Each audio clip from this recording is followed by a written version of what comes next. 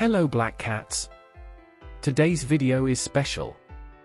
We will bring you a ranking with the top 10 players that Sunderland produced in their academy.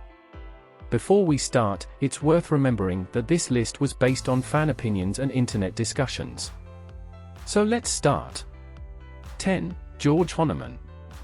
Honeyman joined the Black Cats at just 10 years old. He made his professional debut in February 2015 for the first team in an FA Cup match against Bradford City.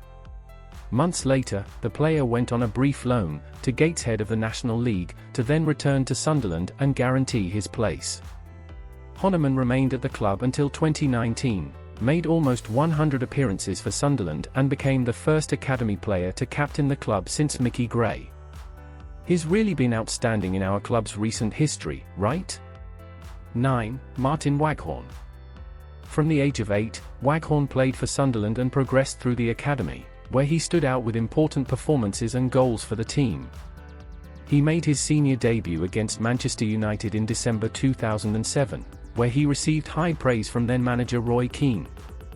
Despite this, the player did not have many opportunities at the club and went through some loans, until he was sold to Leicester in 2010, having played only 8 games for the Black Cats. Do you think he could have been more prominent in our club if he had stayed here longer? 8. George McCartney. McCartney signed a professional contract with Sunderland in 1998, and made his debut against Luton Town in the League Cup in 2000. In the 2003-2004 season, he was named team captain, and voted player of the season by Sunderland fans during the campaign victory that brought the Football League Championship title. In the following season, due to an injury, the player missed most of the games and was unable to maintain his best performances. At the end of the season, still in 2006, the defender left the Black Cats to sign with West Ham.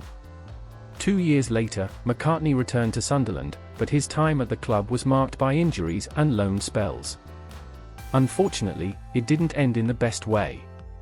However, this cannot erase all the brilliant period that the player had in his early years at the club. 7. Connor Harry Hayne. Harry Hayne began his story with Sunderland in 2007, aged 16. 2 years later, the player was promoted to the Black Cats main team, where he stayed only until 2010. The club even tried to offer the midfielder a contract renewal, but he preferred to leave and sign for Ipswich Town. In this way, the Irishman ended his quick and discreet passage through Wearside, but managed to have some prominence years later in clubs like Aston Villa, in addition to some participation in his national team. This was another player who had a quick passage and who leaves us curious to know if he would have gained more prominence over time. 6. Grant Leadbitter. Leadbitter joined Sunderland aged 16 in 2002, and by this time, the player has already started representing England's youth teams. A year later, aged 17, he made his first team debut in a League Cup match against Huddersfield Town. However, before obtaining a regular first-team place, he was loaned to Rotherham United in 2005. When he returned to the Black Cats, Leadbitter began to feature regularly and put on brilliant displays, at times even being compared to Paul Scholes. Who doesn't remember his memorable goal against Arsenal?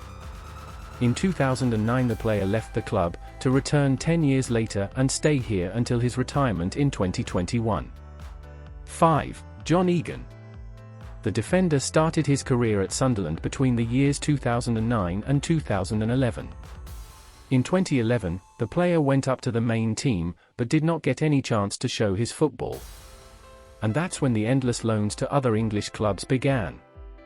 Until in 2012, Egan was called up by then-coach Martin O'Neill for Sunderland's pre-season trip, and after good performances, the player seemed to be close to having his chance. However, soon after, Egan signed yet another loan deal. After an injury, the defender returned to Sunderland, where he had to stay still for 1 year. Subsequently, the player was loaned out again, until he left permanently for Gillingham in 2014.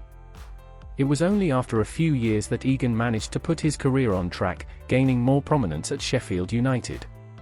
4. Michael Bridges. Bridges was in the Sunderland youth team through 1994 and 1995, until he was promoted to the first team. In the 1996-1997 season, the striker emerged as one of the Premier League's most promising youngsters. 2 years later, the player was featured in Sunderland's promotion campaign back into the elite of English football, and his outstanding performance made Leeds United pay £5 million to sign him. This ended his first spell at Wearside, with a total of 16 goals in 79 games. In 2004, the striker returned to Sunderland on loan and scored just 1 goal, with his career at a low point. Despite injuries hampering his development, Bridges is certainly one of the most talented players to come through the club's academy. Do you agree? Before moving on to the top 3, we have an important message for all Sunderland fans. Here on this channel, you can follow everything that happens with Sunderland and stay on top of all the news firsthand. If you are a loyal Black Cat and don't want to miss any important updates, subscribe now and join us. Let's continue. 3. Michael Gray. Michael Gray made his Sunderland debut aged 18 in 1992, after 2 years as an apprentice in the youth team, and a refusal to sign for Manchester United. After that, it was 12 years in the professional team, and many of them as team captain. Gray played in various positions for the club, until he really established himself in the starting 11 as a left-back. As well as making history at Sunderland, for years dedicated to the club, he was also the scorer of the Black Cats' first goal in the new Premier League, in a 4-1 victory over Nottingham Forest at the City Ground. In all these years, the player went through moments of ups and downs, including promotions and relegations. But inevitably, the man became a legend in club history. 2. Jordan Pickford. Pickford joined Sunderland's academy in 2002 at the age of 8 and progressed through the age groups. In 2011, he was promoted from the academy to the reserve team and signed his first professional contract with the club.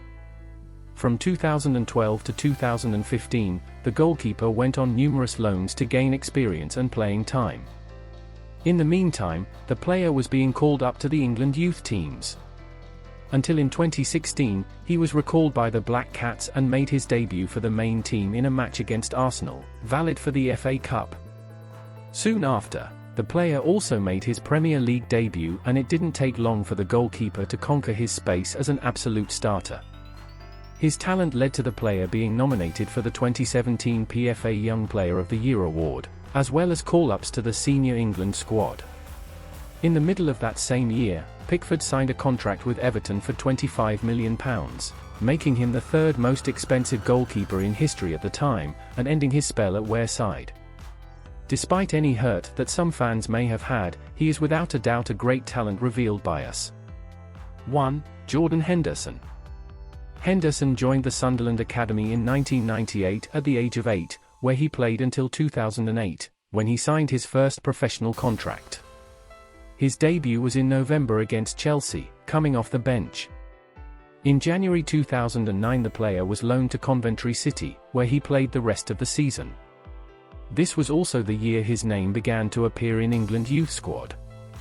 In the following season, 2009-2010, Henderson returned to the Black Cats and entered the first team, playing 38 games and scoring 2 goals. Henderson demonstrated great talent, and his fine performance earned him Sunderland's Young Player of the Year award for the season. In the 2010-2011 season, the player established himself even more as a fundamental piece in the team and maintained his consistency, playing 39 games, with 3 goals scored and another Sunderland Young Player of the Year award, for the second consecutive season. It didn't take long for the youngster to attract the attention of other elite clubs. It was then that in June 2011, Liverpool paid around £20 million to sign the player. From then on, as we already know, the player evolved more and more and became an absolute success. Without a doubt, Jordan Henderson is our biggest Academy of Light success story of all time. So Sunderland fans, do you agree with this list, or would you change anything? Which player didn't show up and could be quoted?